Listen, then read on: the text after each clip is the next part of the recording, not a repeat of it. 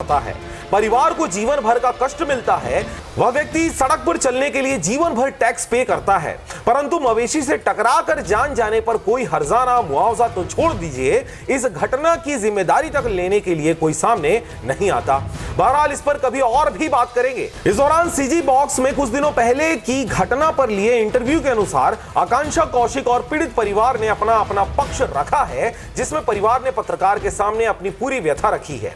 वहीं आकांक्षा कौशिक ने अपने एडवोकेट और अपनी धार्मिक कट्टरता की बातें कहते खुद को पीड़ित परिवार से श्रेष्ठ बताया और पत्रकार को भी पीड़ित परिवार के पक्ष लेने का आरोपी बताते हिंदू विरोधी मान लिया गया है। सीजी बॉक्स के पत्रकारों के एक भी सवाल का उत्तर बजरंग दल की नई नवेली रील वाली नेता के पास नहीं था।